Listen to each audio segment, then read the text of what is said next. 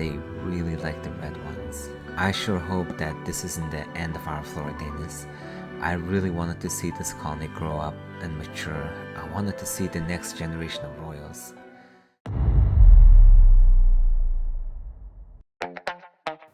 Well dang, that was super cringy, wasn't it? No wonder people didn't want to watch that video. So remind me not to do this kind of video anymore. Well, anyways, as you can see from the video title, yes, our floridanus colony is on the way back of recovery. Thank God. I think I figured out two main issues as to why this colony was dying and the broods wasn't growing as much. So yeah, without further ado, let's get into the video.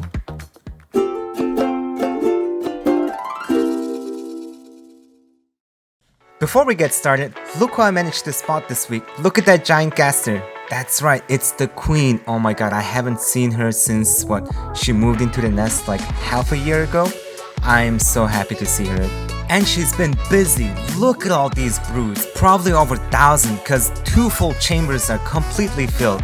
And I think I know why this is happening because during the heat wave, I was only hydrating one side of the nest, keeping the other side dry. I thought that would help the brood develop faster, but I think it was actually hurting the nest even more. Not the nest, the colony even more. That's why when I started hydrating both sides, basically all the broods started developing much faster. It helped that it was hot, but it also helped that it was humid and I was feeding much more protein this time.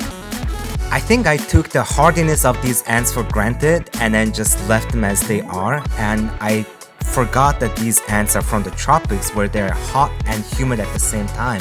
So, note to, I guess, beginning ant keepers or just general ant keepers, don't forget where your ant colony is from and, do your best to mimic that environment. This also applied to the outworld.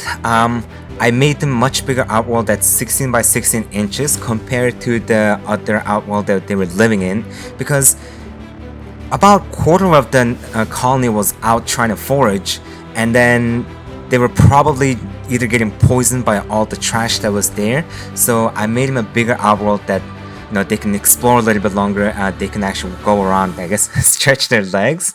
I mean, I'm sure, none of us would like being trapped in a small place. So yeah, I think I did a pretty good job on this outworld. It's not the best, but it seems like the colony is actually liking it. And yeah, like I said, about a quarter of the colony is out there and then they're foraging.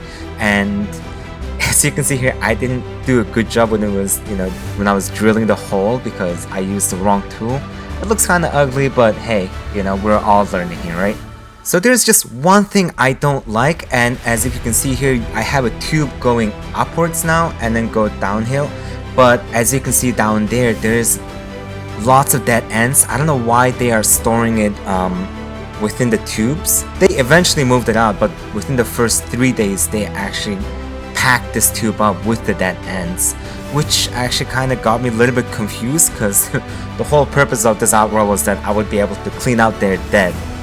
But hey, eventually they moved it out, and for a bit they scattered it all around the outworld, but eventually they were able to pick a place where they thought it would be a good place for them to basically leave the dead so I can pick it up. And actually this is the place that they chose, and yeah, here I go, going in there picking up.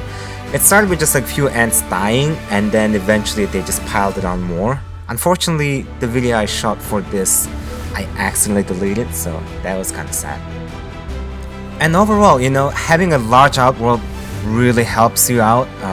You can clean better, you can feed better, you can give it different varieties of food where, before if I give them cockroach, I feel like sometimes they would just run out of the outworld, if that makes any sense.